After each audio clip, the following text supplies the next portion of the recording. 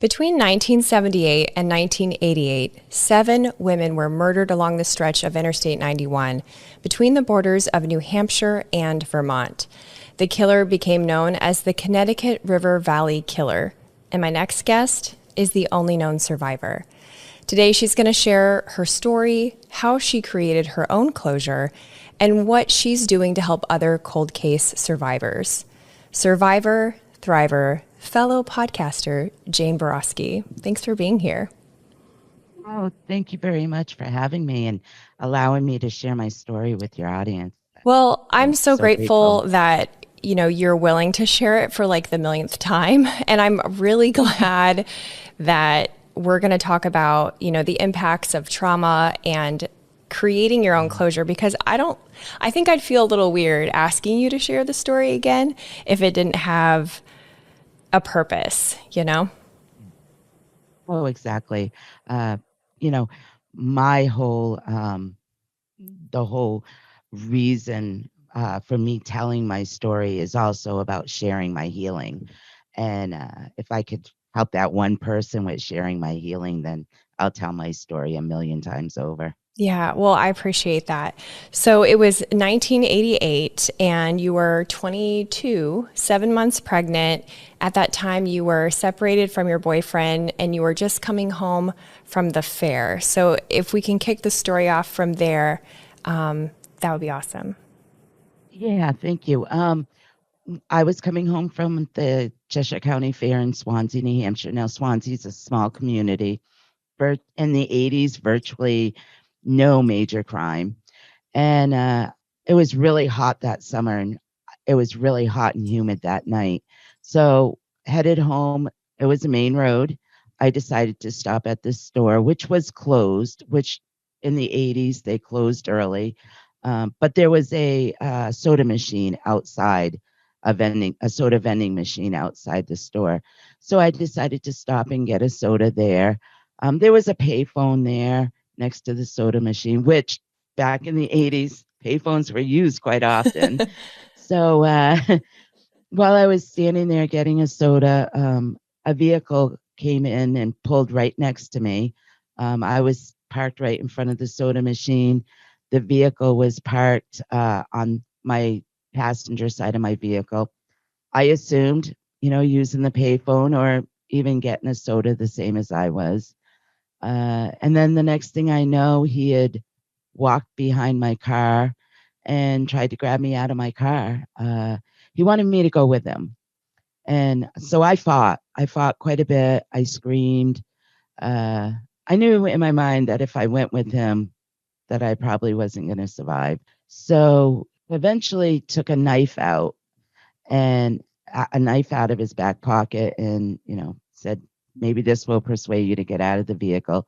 So I got out of the vehicle and some words were passed. I felt as if he was confusing me with somebody else Now, why did you feel that? because he told me that I beat up his girlfriend and thought that my car was a Massachusetts car with Massachusetts license plates, which it wasn't. It was New Hampshire plates. So I saw a vehicle driving by, a vehicle coming up the road, and I knew in my mind the only way I was going to get out of this terrible situation was to run and scream and try and get their attention. So I dashed for the road. So were you already And injured at this point? I was not. I was not. So you were out of the vehicle, and you thought maybe he just wanted the car, and then you saw another car coming and you thought, this is my chance to go for it. So you're Exactly. like running, seven Exactly. months pregnant, trying to, Yeah, and frightened and trying to get the attention of this other car. exactly. Exactly. So I started running towards the road. The car drove by and he just tackled me down like a football player. Next thing I know, I'm laying on the ground on my back and he he was stabbing me. I was trying very hard to uh, protect my belly, my baby.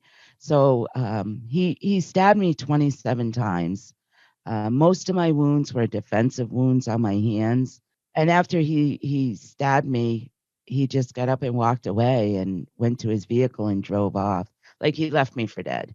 Um, I know that he definitely left me for Were dead. you pretending like you were dead or unconscious? No, I wasn't pretending to do anything because it happened so fast. Um, and I was like laying there trying to process what just happened to me. Yeah, I've heard if And the first you're thing that stabbed, came, like that, it's almost like shock. Like you don't even feel the first one, and oh, that is exactly. that how it was your experience? Yeah, people say, can you describe the pain? I can't describe the pain because I don't remember the pain of the stabbing. I remember just trying so hard to protect my baby. And, I kept putting my hands up to prevent him from stabbing me, which he ultimately stabbed my hands quite a bit. But, I mean, I ended up with, 2 collapsed lungs, a lacerated thumb. He lacerated my tendon in my thumb and, lacerated the tendon in my knee. He cut my jugular. Oh my gosh. So, So you and couldn't he even like also scream he then? miraculously, I still could speak. I still could talk. Um, but I could feel the blood coming out of me. The blood was just gushing out of me. And after he walked away, I somehow got on my hands and knees because I knew in my mind I needed to go get myself help. So I got up on my hands and knees and was able to walk to my vehicle and got in my vehicle, started my car up, and started driving down the road. I had a friend of mine that lived right on that main road about 2 miles down the road. So I knew if I got to his house, I could get some help. But before that, as I was driving down the road, I ended up right behind him. The the person that stabbed me. I was like, his vehicle was right in front of me, and I was like, oh my God, he's gonna know where I pull in. He's gonna see, he's gonna turn around, he's gonna come back after me because he now knows that I'm still alive. So fear just really, really set in. And so I pulled into my friend's house and he ultimately got me help. Rescue came and the police and all that. And I like walked, I couldn't even walk to his door. There was steps that went up to his front door. And I was just like, some jerk just stabbed the crap out of me and just collapsed on his stairs. So that's when he called for help and help came and miraculously I survived. And my Yeah. daughter, I ended up carrying my daughter for another 2 months and she survived. She had to also fight for her life for the second time too. When I had her, uh, she was born with no blood pressure. So she was a blue baby. So I had to watch her fight for her life for about 3 weeks on a ventilator. Um, but miraculously, she survived, and she has some neurological issues, but she's a mom. She blessed me with a granddaughter, so she's my miracle. She's the reason why I survived. I say that all the time. I truly believe that if I was not pregnant, I probably would not have survived it. But I wanted my baby to live, and she wanted to live. And so I really truly believe because I was pregnant, I survived. There's really something to be said about, for one, adrenaline, like just in general, right? Yeah. Regardless of your gender. But a mama bear adrenaline, like, I mean, it's pretty freaking powerful. And you hear stories all the time, not all the time, but we've all heard stories of women who are mothers who show incredible feats of strength in moments of crisis, pulling up a car, or, just like crazy strongman competition type stuff. And, it's so impressive to us. But the stuff that gets overlooked, that is perhaps even more impressive is the strength that it takes to heal from trauma, and especially Oh, from, exactly. like, in your case, a serial killer who was never caught, that you never got closure from, not from him being convicted, not from the detectives, and we'll talk about that in a second. But I want to touch on the PTSD aspect, because you said in another interview that you didn't get a PTSD diagnosis for 20 years after the fact, which is incredible. Like, that's just a really long time to Yeah. not, get that sort of label. And we kind of laugh about labels now because labels are thrown around in excess, I think, nowadays. But labels are also important because they validate our internal experience and how we're, moving through the world, and they allow us, they're like a key that unlocks help. So for you, how did your PTSD present? Back in the 80s, mental health wasn't talked about a lot, unfortunately. And there was so many things that happened while I was in the hospital after my attack. For one, um, every day the detectives came to the hospital, it was like, so you found him, right? In my mind, they were going to find him, arrest him, charge him, and I was going to be safe. Back in the 80s, they when there was a victim, someone that was victimized, the news, the newspapers, the TV news, they all broadcasted the victims' names. And my name was everywhere. And the day that I had to leave the hospital was probably the scariest day of my life, because I had had a police officer outside my door the whole time I was in the hospital. And, you know, when I while I was in the hospital is when I found out that they they felt that I was a victim of the Connecticut River Valley serial killer. And then I happened to read the paper one day, and I'm reading these names of these victims that didn't survive, and that I was the only survivor. And that was really scary to me too. So I'm thinking, okay, I've got all these things going on. One, my name is all over the news. I mean, I was on CNN, not me personally, but my story was on CNN. So for one, he's going to know who I am. He knows my name. He knows I survived. He knows he's going to know where I live, and he's going to want to finish me off. So fear was a definite thing that I had to really try to overcome, because that was a huge thing when I left the hospital. When I left the hospital, it was like, okay, you physically healed, um, go home, have a nice life. Well, because of my attack, my life has changed forever. You know, everything about me has changed. Everything about my life has changed. And so for 20 years, I was never offered any kind of counseling. I kind of went into like this victim mode. I mean, not victim mode, survivor mode. Um, and I ultimately became a serious compulsive gambler. Um, and that kind of took over my life, and because of that, I made a lot of bad choices in my life. I ultimately stole from an organization that I was a part of for 25 years that I loved so much. And I was kicked out of that organization. They pressed charges against me. I went to jail. I'm a convicted felon today. And but I did take full responsibility for my actions. And with that, I was court ordered to go to counseling for my addiction.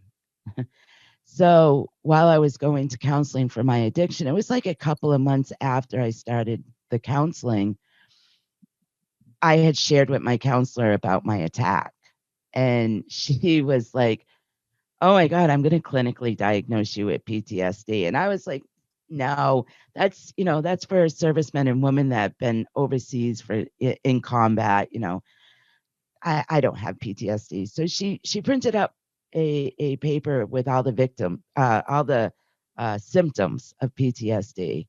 And she said, you take that home and you look at that. And then next week we'll talk about it. I brought it home and I looked at that and I had every single symptom on that paper, every single symptom that she printed out of the PTSD. And I was like, oh my God. So the next week I went into her and I said, okay, I have PTSD. Now what? And she's like, That's she's the like, most like New Hampshire thing ever. Like, all right, now what? now what? Let's get to the chase. And she was like, now we begin healing you. So for 7 years, I I did some real intense therapy. I stripped myself naked. I had to strip myself naked and address every single one of my symptoms. And, after that 7 years, and I still get emotional about it, I finally realized I finally became the person I always wanted to be. For 20 years before that, I thought I was living a normal life. And after I started receiving the counseling and the counseling for the PTSD, I realized my life was anything but normal. I just my way of thinking was not normal. The things that I did was not normal. Um, but today, with the healing and my healing process, I'm not an angry person like I used to be. I'm not a depressed person like I used to be. I attempted suicide twice. The Before I received the counseling. I'm a better mother. I'm a better wife. I'm a better person today. I make better choices for myself, and uh, it's been it's been life changing. Um, sometimes people are under the assumption that when you go through something traumatic in your life, whether it be a car accident or a loss of a child or domestic violence or rape or molestation or anything like that, people are under the assumption you just get over it and move on. And that is the furthest thing from the truth. Um, we wish we could. I wish I could have just gotten over it and moved on, but you don't have that option. Not until um, you heal. Once you start the healing process, then you can let go of some of it. PTSD never goes away. Yeah. Um, And but what I have done is learned to, I have tools now to address the symptoms of my PTSD today. So with those tools, it just helps me to get through a bad day. I still have bad days, but I have the tools to say, okay, what is going on today? How are you going to address this? And let's deal with it. And then, my day is better. what's one of the tools that you use most often? Well, especially if I get angry about something, I really have to sit and look at that particular thing that is making me angry. Now, why am I angry about this? Is it worth being angry about this? And and I have to just sit back and look at the whole situation first. My anxiety, um, I have to take myself out of the situation and just really think about, why am I feeling so much anxiety right now? And is, what can you do about it? Do you just remove yourself from the situation? If you're feeling anxiety because you're angry with someone or you don't like what someone said, can you talk to that person about hey, I'm feeling a little anxiety about this. And talking to somebody about how you feel is huge. Um, And those are three there's really all big kinds of ones. tools. It's like you have to Yeah, take the situation and then reconcile it, or your internal feelings, and reconcile them to the reality of the situation, which is so hard. And especially exactly. for, I feel like trauma is like, it's such a tricky little bastard, you know? It's like that splinter that you think you've pulled out of your foot, and then one day you're walking along and you're like, oh, dang it, there it is again. And you have to go back in there Yeah. because more keeps coming out. And for people who like a nice, checklist to check off the boxes, it's frustrating to not have that part of your life work that way. And for situations, unusual situations like yours, it's even frustrating is not even like a good word for it, but to not have closure, to not have the case solved. And closure is, something that I think we all think will bring us full circle healing, but everyone defines it differently. And that's part of the problem. So I would love to hear how you define closure personally. I don't believe in closure. Oh, I believe in finding answers. Um, like I have some friends of mine that lost a child to suicide. And even though they know, why it happened, there's never any closure because you still feel that pain, that loss. Um, I'll never have closure from this, but I can always look for answers. And one of the main things I had to do was accept that this happened to me. That was one of the very first things I had to do is accept, okay, I had to sit there and really think and say to myself, Jane, this really happened to you. It's not okay that it happened to you. It's not fair. As much as I wish it didn't happen to me, I still had to accept that this happened to me. And forgiveness was the second thing. All right, so that was huge. yeah. Talk to me about Everybody that. kept saying, you have to forgive. Who the heck do I forgive? My attacker's never been caught. He's never apologized, and I 99.9% sure he has no remorse for what he done to me.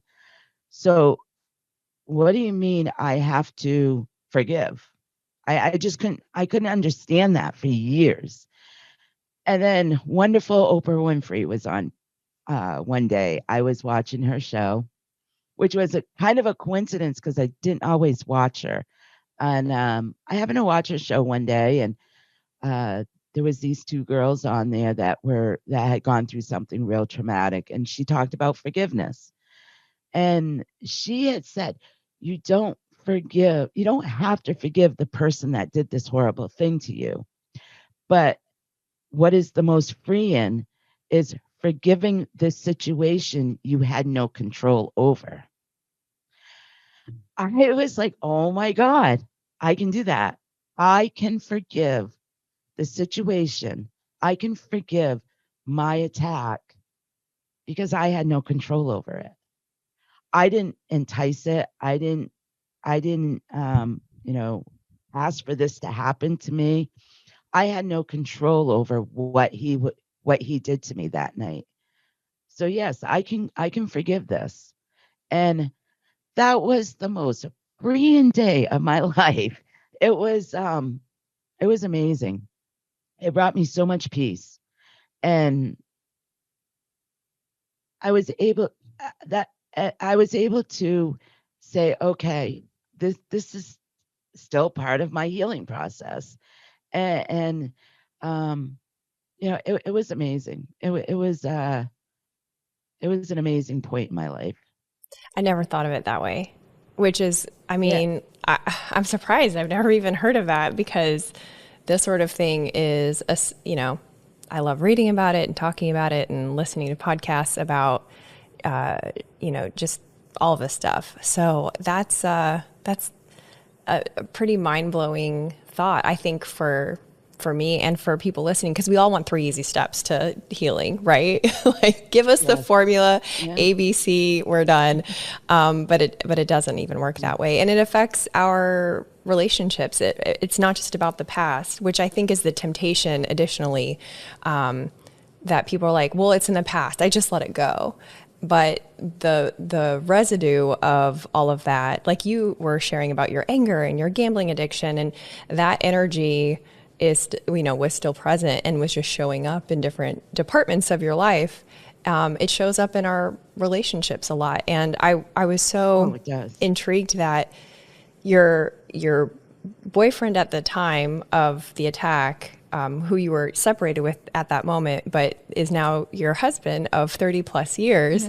How, if you don't have to answer this if you don't want to, but I'm curious how you navigated the parts of your trauma that impacted your relationship together.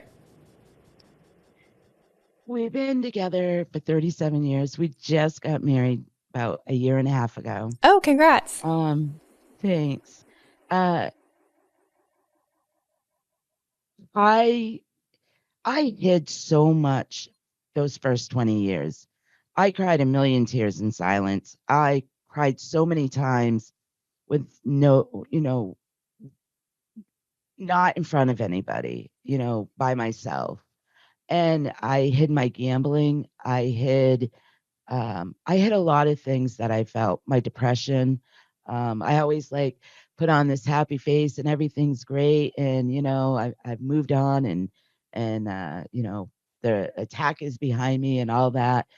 And so I hid a lot of things and he didn't see a lot of things that was going on with me either. Um, we had a turbulent relationship for years, mostly about money, which had a lot to do with my gambling. And once I was arrested and started my counseling, um, I had to. He had lost all trust in me because that's when he realized how many things I was lying to him about. And so once I started my counseling and started healing, and I had to earn his trust back. And it took a long time, but I don't gamble anymore. I'm much better with money. He trusts me with money now. Uh, I'm more open with him about how I feel, where I go and the things that I do. And so our relationship is so much better because I am so much more open with him and the communication with us is so much better. He didn't know how to talk to me for a long time either. I mean, he was there through it all. All my nightmares, all the conversations I had with the detectives. Um, he had gone through everything with me, but never really knew how much my attack had really affected me mentally. Physically, I healed fine, but mentally was the struggle, and that's the silent killer right there. And so with trust and more open conversations with him, um, it's good now. Actually, it's great now. We have a great relationship now. Our kids are growing up now. We're enjoying our granddaughter, and you know, it's I'm living such a normal, happy life today because of my healing. And my relationship with my kids are so much better. With my daughter, I mean, my daughter is my best friend. She's never ever given up on me. She saw me at my worst so many times, and she's the one that always encourages me to move forward and to get better. And she's the reason why I'm doing the podcast. Yeah. Oh, It's ironic because you know we were going through the pandemic. We were at shut down. Everything was shut down. stay at home and all that crap. And that really started affecting my PTSD. Oh, I started feeling a lot of anxiety because one thing with my PTSD is I have to have a routine. I have to have something that I have to look forward to, whether it be go to work or go shopping or go do this or go do that.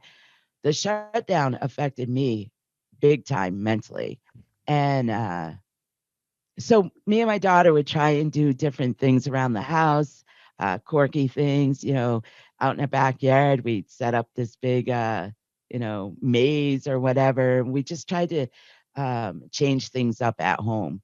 And one day we were listening to podcasting, a few podcasts, and she punched up Connecticut River Valley serial killer. And there was actually a couple of podcasts that were doing episodes on that. And she was like, "Oh my God, there's so much untruth there. There's no, those facts are so wrong." And so then she punched up my name, and there was a couple that came up with my name, and she's like, "That is not true. That didn't happen. They don't know what they're talking about. Mom, you need to do a podcast." mhm. So that's what kicked it off. I decided I wanted to share my story, and Invisible Tears was created. And I'm so proud of it because it talks about my attack, it talks about the other victims, and it talks about PTSD and healing. Yeah, And I was able to tell my story in my words and my way. And that's what Invisible Tears allows me to do. And I love that it I helps said, other people too. And because, well, like, I'm not a true crime podcast listener, I just feel weird about keeping myself awake on road trips by listening to other people's trauma. It feels like I'm a crime scene looky-loo or something. But yours is different because it's about cold cases and trying to support people and move not just through the it's not like a game of Clue. It's not a game. This is like real lives. And you take more of that, approach to it without putting the people who are the criminals in the spotlight. And I really appreciate that. And I want everyone to listen to it. So I don't want to forget. So go ahead and tell people where they can find it and the name again. yeah, one of the things I try to do is give people hope. By telling my story, I give them hope. So it's Invisible Tears podcast. You can listen to it anywhere you listen to your favorite podcast. We're on Facebook, uh, Instagram, and I think that's it. Oh, YouTube. Um, my co-host Amanda takes care of all that for me. Um, yeah, I contacted her when I wanted to start the podcast because I have no idea about technical anything. Um, the computers, the podcasting, anything. She does all my editing. Her and her husband, Drew, and they're also my co-hosts and my partners in crime. So I'm so grateful for them. Um, so yeah, you can find us anywhere you listen to your favorite podcast. I love that. And before we sign off, is there anything that you would want to say to someone who's experienced trauma without the closure that they were expecting? Never give up hope. Uh, Nobody can take hope away from you. And healing is so huge. Um, it will be life changing if you begin to heal. That was one of the things uh, I wanted to accomplish. If I could help that one person with my podcast, then I've done everything that I wanted to do with it. I've accomplished what I wanted to do with my podcast. And we get several emails all the time, emails and private messages saying, "I've never felt so heard. I I now have hope, and for the first time in years, I'm going to begin healing." So I've accomplished what I wanted to accomplish, but I'm still going to share about my healing. so that I can help other people. Well, thank you for coming on here and sharing with my audience. I'm You. just so grateful. Thank you again. I also wanted to share that I'm also involved with another project called Dark Valley. Um, that's when with Jenna Mel and Crawlspace Media, and they're covering all the cases with the Connecticut River Valley serial killer, and they get more in depth. The Dark Valley gets more in depth with the family members of the ones that didn't survive, and a more investigative part about it. So yeah, they should be out the end of the summer, and that will be Dark Valley. Awesome. Well, be sure to send that to me too, and I'll link it up with everything. Thank you again, Jane. I really Absolutely. appreciate your time. Thank you so much. Hey, you're still here. Thanks for watching. If you love breaking free from the algorithm to explore curiosity, join me each week by hitting subscribe and the bell for new upload notifications.